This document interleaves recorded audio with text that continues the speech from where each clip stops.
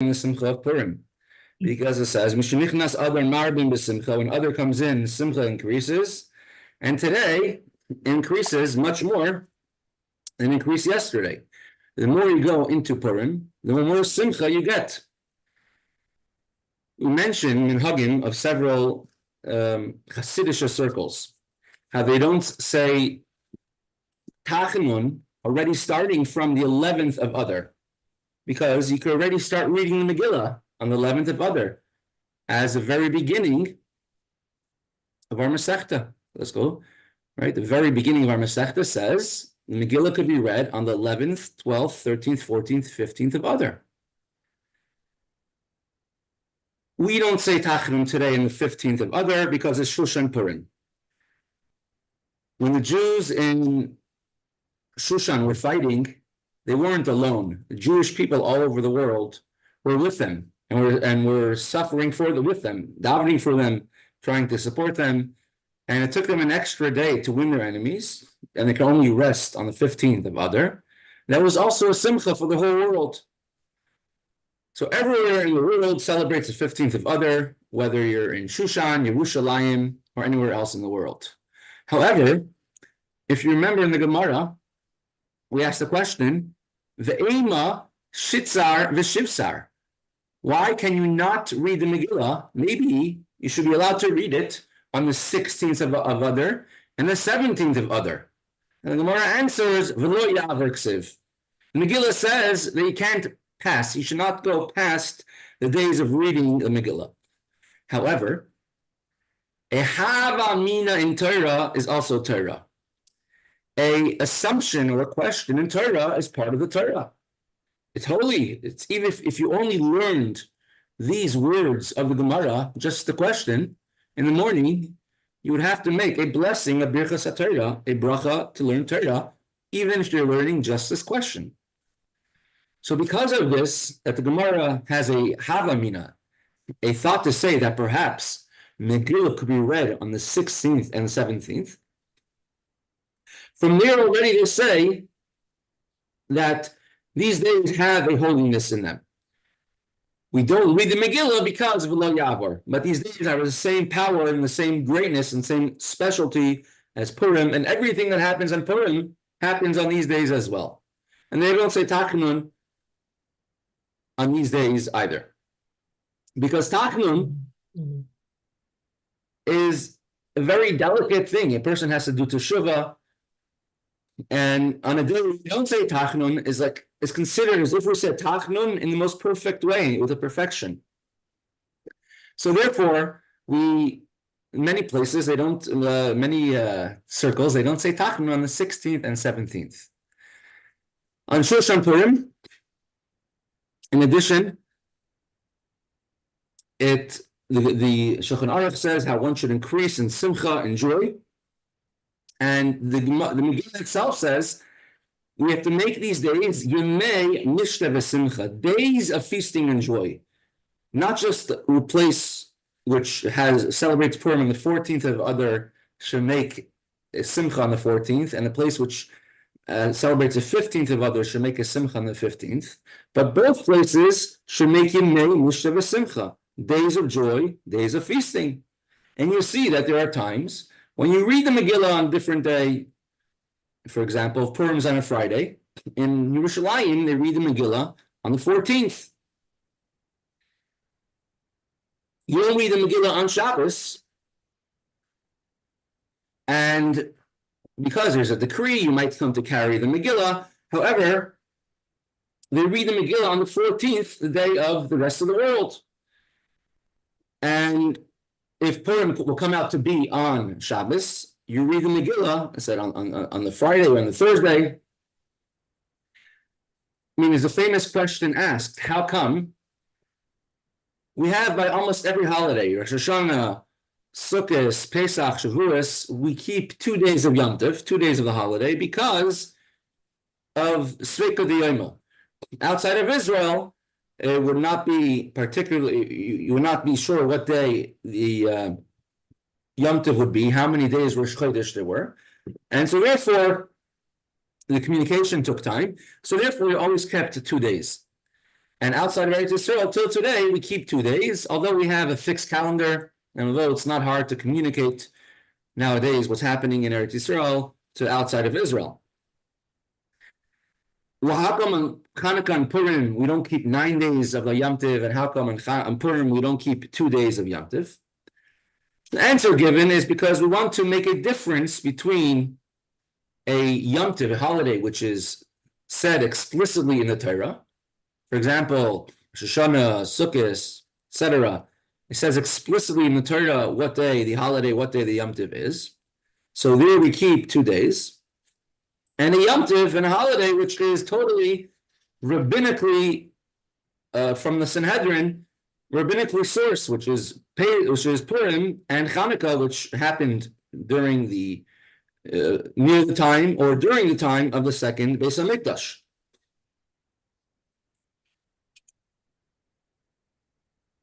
So therefore, they said when it's a rabbinical based holiday, you can rely on the rabbinical calendar. You don't have to make an extra day.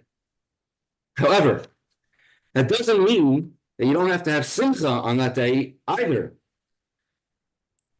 Because you have to, that's only a reason why we don't have an extra day of reading the Megillah, but an extra day of SImcha, that we definitely do have. So SImcha continues even till today, even further on. Let's continue with the Gemara.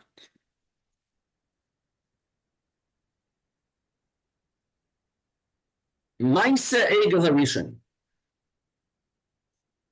We quoted a long brisa from Mesechta inside of the Gemara, which gave several places in the Torah where you used to have the Balkarian reading the Torah, and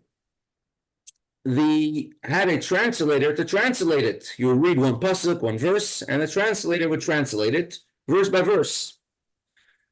So there's some parts which were read but not translated because it could be embarrassing, or it could be judgmental, or people can misinterpret.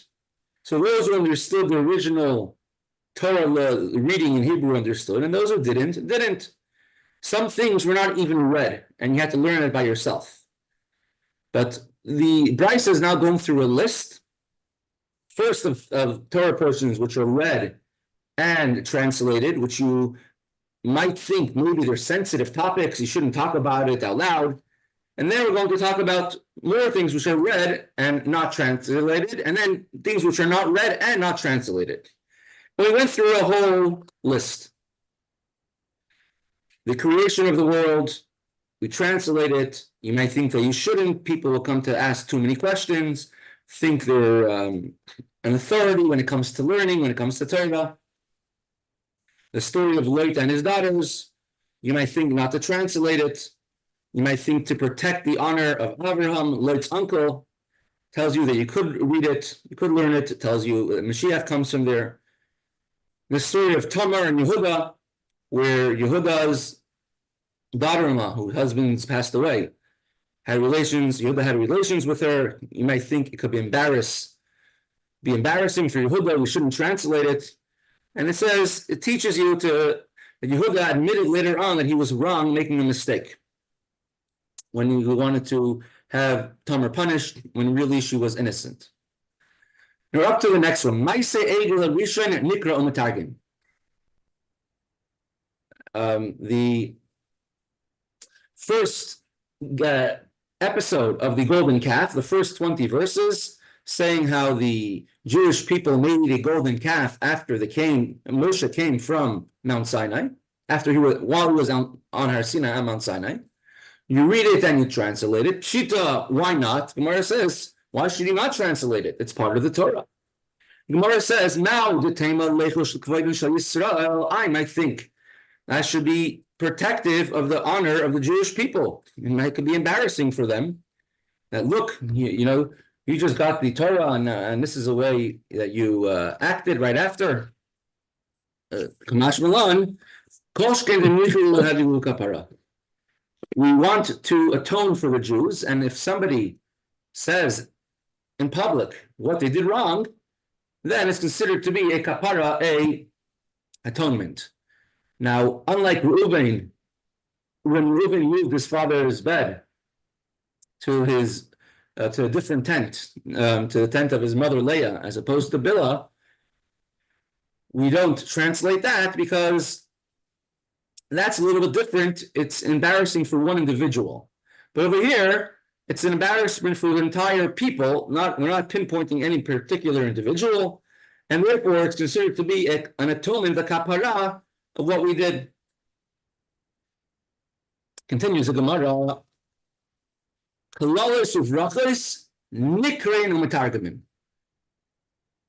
two places in the Torah, in the end of Chumash Vayikra and Parshas Bechukosai, and in Parshas Kisavai, which is always near the end of the month of Elul, the Torah says 98, in another place a different number of blessings and curses, and we bunch them together, that you read it and you translate it. And if you read them, it's very disheartening. And it says themselves, the Jewish people came to Moshe Rabbeinu and says, how are we ever going to handle this? You see, if somebody transgresses the Torah, what happens? And that's why Moshe Rabbeinu right away had to start off with the next parsha, Parshas Nitzavim. Nitzavim is you are standing in front of Hashem. Hashem loves you, and you have the power and the ability to do good. So says the Gemara, the blessings and the curses are read and translated. Gemara says, Pshita, why would I think differently? For sure. Gemara says,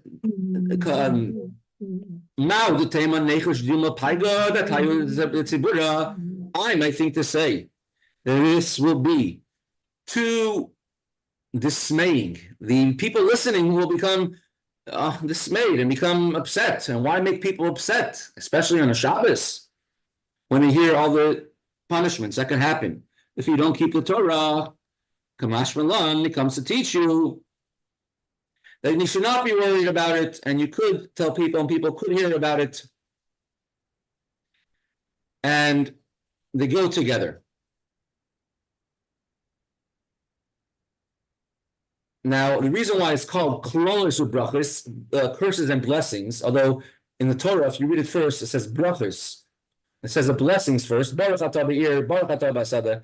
First, blessed are you here, blessed are you there. And here in the Brisa, it said Klolos, curses first, is because the whole reason why you will think not to read it is because of only the curses. That's the blessings are no problem to read. My father, Al Shalom, when he was a chassan, so there was a special custom that the Rebbe would give his siddur to a chassan. If someone getting married that day, to daven mincha from that siddur. It's a special mincha. They say the mincha before your chuppah is the most important mincha of your life. And you do teshuvah, you say al chait, you fast that day. And the Rebbe would give his siddur that he would use to a chassan. And the Rebbe gave my father the siddur that day when he was getting married, and he told him you should ask for all the brachos. I think that's what the Rebbe would say to many chassanim who are getting married. So the Rebbe said we should ask for all the brachos, all the blessings. So we read all the brachos in the siddur. So we read, besides davening mincha, you read the entire V'yitin Lecha, the blessings that we say in Matzah Shabbos. You read Birchas Kohanim, any other brachos that were there in the siddur, he read out loud.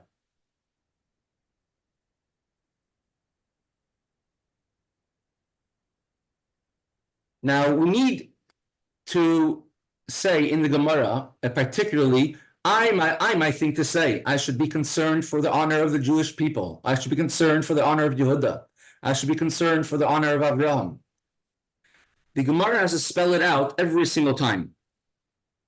Because by each time, you might think, here's an exception, I could read it, the other place is not. By Lot, he wasn't Avraham. He did something by himself. Avraham cannot be blamed for it. Maybe there's an exception, I could translate it. By Yehuda, you could say he's an individual. I could translate it. It does no bearing on the whole nation. If you were talking about the whole nation, you could say, here I should read it, because I have to learn how to do teshuvah. Later on, we'll have a story of David and Melech, King David and Bathsheba. And truth is, David never really sinned.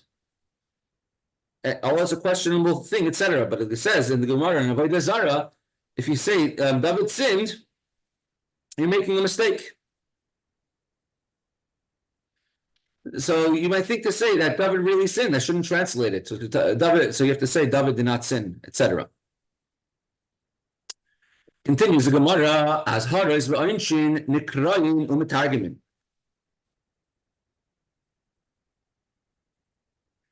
There's many different mitzvahs which the Torah says there's a punishment for this mitzvah. Whether the persons will be cut off, either they'll pass away at a young age, or they won't have a portion in the world to come, or skila, or one of the punishments that Beis Din gives, whether it's malchus or punishments, etc. So there's many different warnings and punishments in the Torah are allowed to be translated. Said the Brisa. Asked the Gemara, Pshita, why should you think that you shouldn't translate it? Obviously, it could be read and translated like everything we've said above. The Gemara answers, and a very special thing. I may think to say, you should be willing to deal. I will come to serve Hashem out of fear.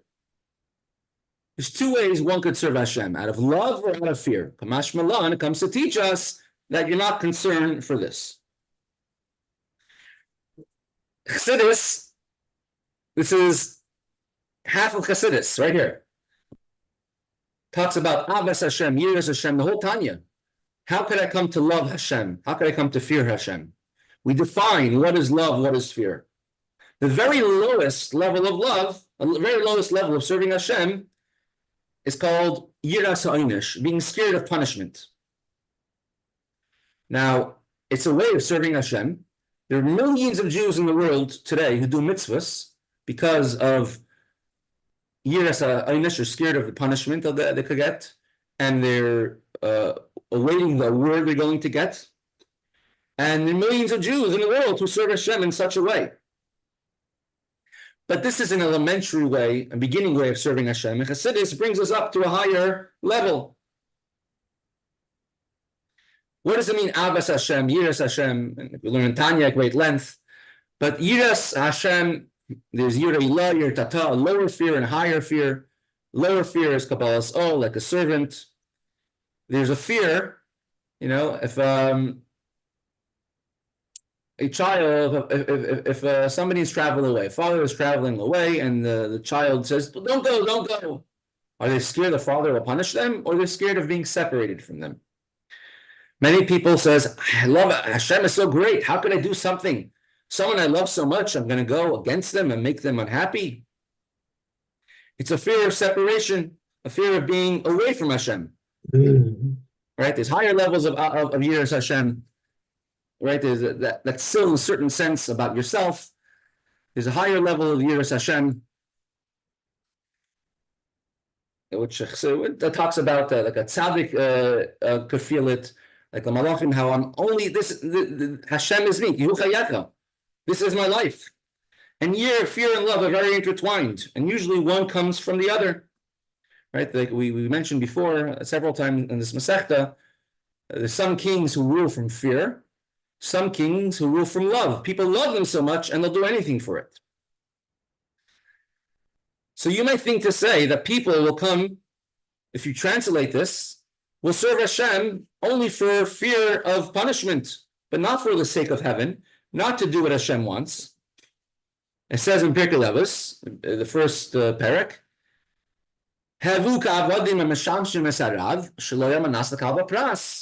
you should be like a servant who serves his master, not to receive a reward. And there's many reasons that one could do it. A chassid, always in Gemara and Torah, is translated as someone who does rifnim and mishur sadin, goes beyond the letter of the law. was a chassid in Montreal. He was originally from Russia. His name is Hershel. He was a sheikhet, and he would say, when he became very, before he passed away, he was sick. He was in the hospital, and he gave like a big groan. Certain mitzvahs he couldn't do properly. He says, if I can't do it properly, at least let me do it the way it says in Shulchan Aruch, which means like this: Shulchan Aruch is our guidebook, telling us what to do day in, day out. A chassid is someone who goes beyond the letter of the law. And if Shulchan Aruch says it's okay to do A and B, and we'll try getting ourselves to do the best way, have the nicest tefillin, to daven with extra kavanah, to in every single aspect, in every single deed, and on Purim to give extra matanas levyonim, etc., etc. So we see that there's different types of love of Hashem, different types of fear of Hashem. The Gemara in Mesechta, for those who learned it, talks about two students of Rava, which had a dream.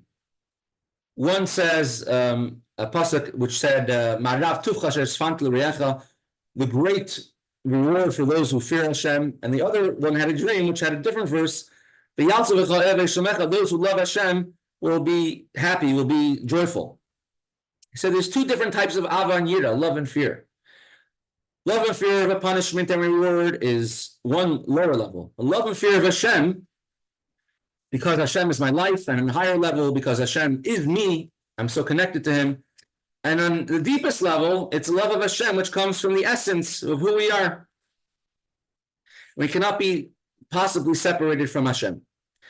And this connects with the Gemara before, which says, "Hakol b'idei shemayim chutz mi'yirei shemayim." Everything is in the hands of heaven, besides for fear of heaven. Yes, if you want to look at Hashem as a big scary God who's standing over us, that's one way of looking at Hashem. But it's in your hands how to relate to Hashem. Is Hashem my loving Father who I'm scared of disappointing, or is Hashem a loving Hashem who we want to do everything and, God forbid, to disappoint? And that's what it means. A person could choose what level of Yireh Shamayim they have, of what fear of heaven they have, and how they associate with Hashem.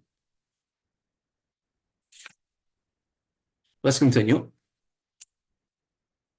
So you might think to say that a person might come to serve Hashem out of fear, comes to tell you, Kamash Malan, that you're not concerned for this. Moshe Rabbeinu, when it came to the giving of the Torah, he thought that all the Jews are on his level. They thought that they're just like him, and they're able to receive the Torah directly from Hashem. And the Jewish people hold Moshe Rabbeinu, we're not holding there. If we hear the Torah from Hashem, our neshama leaves our bodies.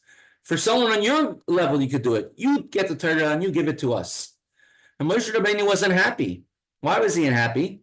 Because he overestimated in a way that the Jewish people could be on his level. Well, it wasn't overestimating. Moshe wasn't naive. Jewish people were able to get on that level. There's a piece of Moshe Rabbeinu inside of them. There was one time where by Fabrengen, then the Fabrengen, and the Rebbe said that everyone should write in a Haisafa Lumina Torah, a addition in Torah learning that they're going to do, and to write it in and bring it to the mosquitoes of the Rebbe by the Rebbe's secretaries, and to bring it in. And the next day, when the Rebbe came back to 770 from his home, and they brought into the Rebbe a packet, a small little package of the notes of everybody saying what their Haisafa, what their addition in Limud Torah will be, things that people wrote in. And the Rebbe was like disappointed, and the Rebbe said, when it comes to giving out, when we're giving out, whether it's lekach, dollars, etc., then there's lines, and the lines go down the block. The Rebbe says, I was expecting there should be lines down the block. Everyone coming to give him what is their Haisafa, what is their addition in Limud Torah, in additional learning of Torah. Well, the Rebbe did not know who the crowd is. Of course, the Rebbe knows who we are. But the Rebbe says that I thought, I'm assuming that you could be on this level. And if someone takes seriously, you could be on the level of what the Rebbe is and what the Rebbe expects of us. So Moshe Rabbeinu also expected the Jewish people to be on a higher level of serving Hashem. And the Brisa says, the Tanoim thought the same thing. Maybe we shouldn't translate the rewards and the punishments in the Torah because people should not be trained to serve Hashem on this level. And the answer is that the Torah is for everyone. Torah is not just for a tzaddik, not just for a righteous person, not just for someone who's holding on a high level of serving Hashem. Torah is for everybody, even a person who their motivation to learn will be, getting 3 strikes at the end of the month. Even then, the Torah is for everyone. Continues the Gemara. Ma'ase Amnon v'Tamar nikra u'metargim. Tamar was a daughter of David HaMelech, King David. She was actually a daughter from a Yefas Toyar, a woman who was captured from one of the nations. And she was actually a sister of Avashalom, one from before she converted, one from after she converted completely. Now, Amnon and David, Amnon was the son of David. Amnon wanted to become king. David had many troubles at the end of his life from several sons of his who became rebellious. The one who took over the kingdom, became king after, was his son, Shlomo, King Solomon, Shlomo HaMelech. At the ripe old age of 12 years old, he already became king. But the older brothers of David HaMelech, David had 18 wives, 6 wives and 12 pilagshim, concubines. So David HaMelech had older sons who thought that they can become king. One of them was Avashalom. Famous story with him. Till today, you have the memorial of Avashalom on Har Hazeisim, standing, the one that he built for himself because he had no sons. You have another son called Amnon, and Amnon also wanted to get power and become king. And many different things happened to him. But one thing that happened to him, one thing he did was that he had a sister from his father, David's daughter, called Tamar. And he made a ruse that he was not feeling well, and Tamar asked Tamar to help serve him, and he violated Tamar. So the Gemara says, Ma'ase Amnon v'Tamar nikra u'metargim. The story of Amnon and Tamar could be read and translated. Now, in today's Haftarah, so we don't have any Haftarah which has a story of Amnon and Tamar. So perhaps it was taken out. It was removed because of, perhaps it's not a proper story to say, perhaps it was one of the other weeks where we insert other Haftarahs. Haftarahs about 3 weeks, etc., about the Beis HaMikdash, about the other prophecies. But we don't have a current Haftarah which has a story of Amnon and Tamar. And there's actually a Gemara, several versions of Gemara, which says, Ma'ase Avashalom nikra u'metargim. The story of Avashalom was another son of David HaMelech who rebelled against him and made a full-on rebellion, which David had to escape from and fight back, etc. The story of Avashalom and what he did with his father's wives. So the wife of a king is never allowed to be married to anybody else afterwards. And the story of David HaMelech had wives, and Avashalom, basically what he did to his father's wives, so basically he violated them also, etc. Because he's saying he said, "I'm a king, my father is old," etc. These both could be read and translated out loud. Now we don't read it as Haftarah. So the Gemara asks, Pshita, Why not? I would think for sure yes. Gemara answers, David. You might think to say that I should be concerned for the honor of David, King David. That look, this is David HaMelech's sons. King David has such children. He's a father of Amnon, the father of Avshalom, and I shouldn't translate these. And it's not honorable for David, HaMelech, King David. Kamash Malan, Gemara comes to teach us, you don't have to be concerned, and these are allowed to be read and translated. It does not have any bearing on David HaMelech, because the fact that Avshalom rebelled and everything Avshalom did to David's wives was a punishment for Avshalom, a punishment for King David HaMelech, for what he did with Bathsheba, and later on his own son became rebellious to him, and Avshalom violated some of the concubines, the secondary wives of David HaMelech. And the same thing when it comes to Amnon. Amnon is also because of one of the things, one of the actions that David HaMelech did, and therefore it's a kapara. The fact that when these two sons are being embarrassed, it helps them have an atonement. It helps them have a kapara till today.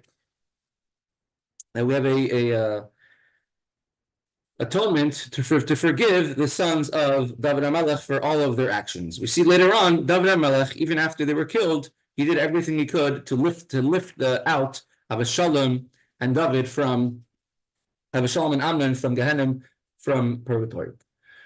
So we're going to continue today. Is a SImcha of the Rebbe from the year 1954. Purim was on Shabbos, and that year the Purim for bringing was on Shushan Purim. On Shushan Purim, which was Shabbos, and the Rebbe spoke about the specialty of Shushan Purim. Don't think we are on a secondary, lower level of Purim. Purim on Shushan Purim are the exact same level of SImcha. The only difference is on Shushan Purim, the day after Purim, you have to be even more happy than the rest of Purim.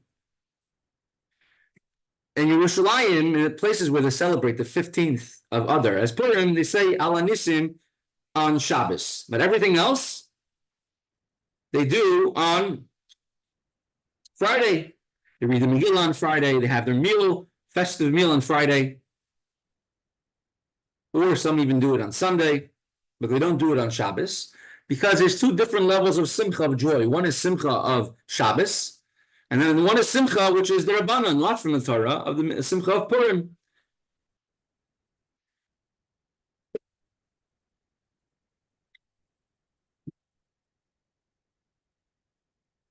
Now, there's different parts in the Megillah, and there's opinions from which part you need to hear the Megillah in order to fulfill the entire, to fulfill your obligation.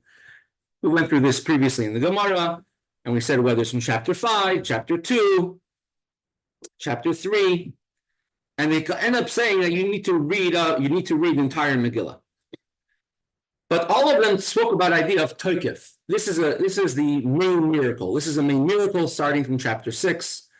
This is the main greatness of Mordechai starting from chapter 2. This is the main greatness of Achashverosh starting from chapter 1. Now, we don't really have in America a king in the same level as kings as you had back then. A king who is an absolute dictator over all civilization at that time. You don't really have that today. In heaven, Achashverosh, as we learned with Rabbi Tzvi on Friday, the level of Achashverosh is a level called Achris V'Reisha Shaloi, a very high level of godliness. This person over here, his name is Radatz, Reb David Tzvi. Radatz, his father was Reb Peretz Chaim. Reb Peretz Chaim was a very unique. Shalom Aleichem, Reb Moshe, welcome back. Thank you for joining us. His father, Reb Peretz Chaim, was very unique. he saw 6 Chabad Rebbes. As a child, he saw the Alter Rebbe, he saw all the Rebbes in between, and when he was an elder Chassid, he saw the Frierdiker Rebbe, and the Frierdiker Rebbe was in a baby crib. This is the Radatz, David Tzvi. He was called the Hershel Chernigover. He was a rabbi in the city of Chernigiv for over 70 years. He was a tremendous Talmid Chacham, a tremendous Torah scholar, a tremendous Yiras Shamayim. He davened at length for many, many hours. So Rabbi Hershel Chernigover, as he was called, the Radatz, he was someone which didn't take into account the niceties of this world so much. He was someone who was really a person who was above how things ran. And even in a certain sense, when he was in his elder years, they told him, Russia was a very advanced country. They only had about, I think, 100 miles of paved road in the late 1880s or something. A very, very advanced country. And they told him there was this new invention called the automobile, the locomotive. He says, what is it? He says, you take a big machine and you put in kerosene, you put in fuel, coal, and it starts to move. He says, I don't understand how such a thing happens. He says, look, I have a lamp on my table. I put in kerosene, I put in coal in my lamp, and it doesn't move. He didn't understand how it works. Whenever he would make a bracha, a blessing, he would first put his hand on his forehead, close his eyes, and think about the greatness of Hashem, and only then make a bracha, make a blessing. Now, the kings of Russia were not like the kings you have nowadays. There was no Congress, no judicial system on top of them. The last couple of years that there was a czar in Russia, this guy over here, he was a shikar, he was a drunk. And whenever the Jews wanted to do something, so they had to greet him, and give him a lot of honor. He was someone which had a big temper, and many czars had a big temper. So the czar one time came to visit the city of Chernigiv, and the custom was that they would come to greet the czar. The Jewish people, the Jewish community would greet the czar, and they would carry a Sefer Torah to greet the czar. Now, there's a special bracha, a special blessing when you're greeting a king. So Radatz, Hershel Chernigover, went to greet the king, to greet the czar. And being the rabbi of the Jewish community, and he was the head of the delegation, and he's carrying a Sefer Torah in his arms to honor the king. And now they tell him the king is coming, the king's entourage is already going through the room. So before he makes the special bracha, blessing they make when you see the king, when you see your ruler, so he closed his eyes, he put his hand on his forehead, he's holding the Sefer Torah. And then with big kavanah, he's thinking about Hashem's name, one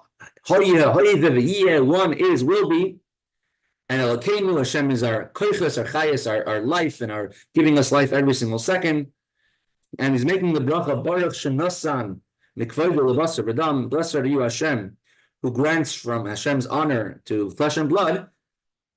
And he says it out loud because he wanted all the other people, the Jewish delegation, to answer Amen. The Tsar walks into the room. He sees somebody like this, dressed in strange clothes. This is the Radatz. Dressed in strange clothes, holding a Sefer Torah, hand up in the air, and he's screaming at the Tsar. When he's shouting the bracha out loud because he didn't see. Like, what's going on over here? And I had to explain to him what it is, what's going on. So the Radatz, David Tzvi, he had a nephew who was a little bit more enlightened than him. And he told him, Uncle, do you know that this is a crazy, unguessable, you can't, unpredictable king. He's a drunk. You never know what he's going to do next. How could you act like in such a way in front of the king, in front of someone like this? And the Radatz told him, Petach, fool. He has a angel in heaven. Every single ruler of every world down here has an angel in heaven, which is in charge of them, protecting them, etc. Sikha the Friedrich Rebbe as well. We see that in Medrash about the Moshe Rabbeinu. So the fact that Achashverosh was such a powerful king means that he had a tremendous influence and a tremendous greatness in heaven as well.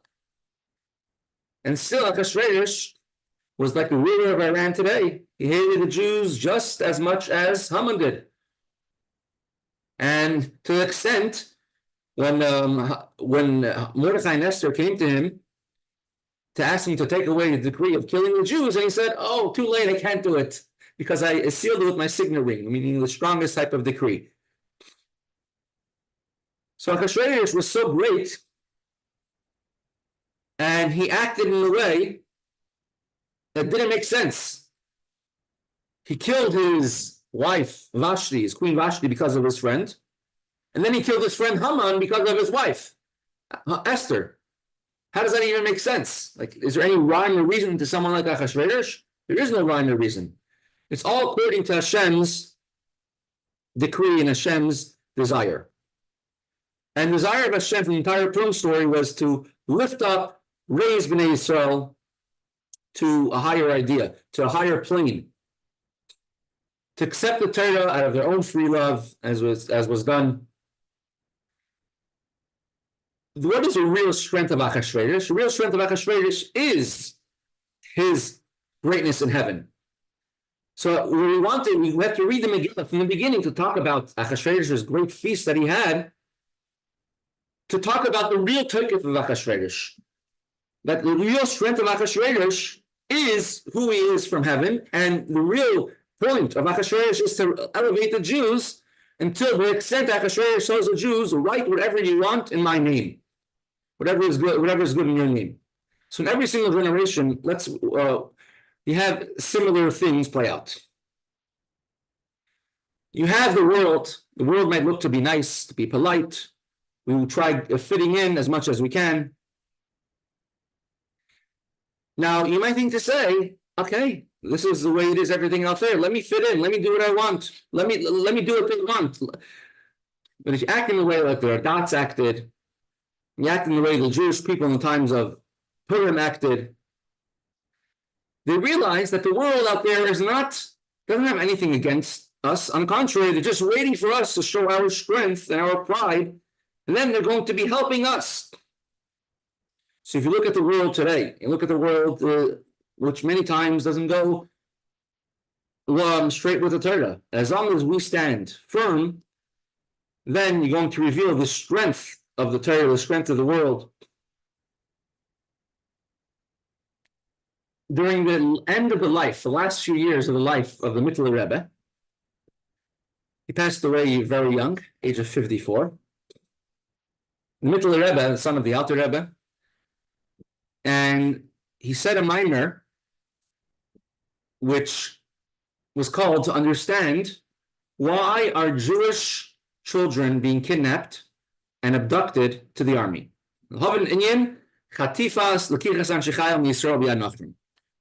And he explained, because there's certain mitzvahs which every Jew does,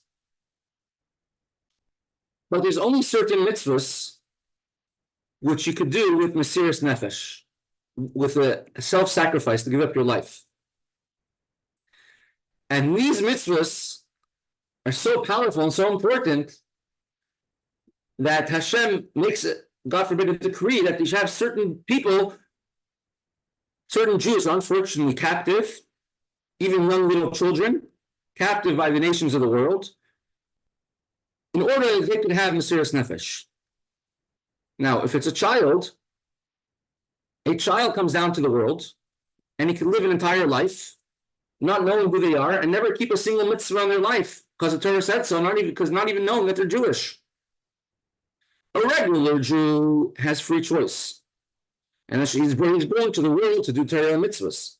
The child who was captive doesn't know any better. You can't demand from him to do Torah mitzvahs. It was unfortunately years ago, about 120 years ago in New York, there was a case in the hospital where babies, it wasn't so uncommon for them to be mixed up. And only recently they found out that there was a Jewish family which A Jewish boy ended up by an Irish family. An Irish boy ended up in a Jewish family. They always didn't understand why the boys look so different. And only recently they find out that they made a mix-up. So a Jewish boy is born from the moment they're born, and he's in a captivity. He doesn't even know he's Jewish his entire life. So what is the reason Hashem does such a thing? And that's the minor of the Megillah Rebbe. So certain mitzvahs which could only be done, or certain things which the neshama wants, and the neshama is crying out, and the neshama is crying out so deeply that nobody in the world understands it, and only Hashem can hear that cry. And when they do even one mitzvah, because of that deep feeling that they have inside of them, of the neshama, thirsty, that one mitzvah is worth it for them being born and going through their entire lives, everything like that. It says the word chet is sin means missing. And it says there's no Jew which should not sin. Maybe some Jews don't sin. Maybe some of the other people in the Shiur here don't sin. But many Jews also have the idea of a chet in a physical way. Because the Jewish years don't go according to the age on your passport. So a person could think to themselves, life's so terrible. I'm never going to do anything right. And we tell them, we learn from Purim, and Shushan Purim especially, don't give up. Nothing to be worried about, nothing to feel despondent about. Even if you weren't raised and you didn't have the opportunity, and or you have somebody, even a child who never knows, not from his own fault, or even from their own choice, never knew, or we say, what was. But from now on, you could take out and find only the good in it, only the good, and on the contrary, use everything we had in the past to do in a better way. There's a halakha which says, Yish Shalom Das. It's a halakha that if somebody, if there's a lost object and the person gave up hope, so then it's hefker, it's free, it's ownerless, and whoever finds it could keep it. But they have to know that they lost it. If they never lost it, if they never knew they lost it, they never gave up hope of finding it. Called Yish Shalom Das. They say Yish could also means hopelessness, despondency. And we say it means Shalom Das. It comes from not thinking, because if a person just would think, they would never give up hope. So it's learn Torah, do mitzvahs, another pasuk, another word, one more mitzvah. We're going to Mirza Hashem come to the ultimate completion of all the Torah and mitzvahs. So with that, we will continue tomorrow in Mirza Hashem.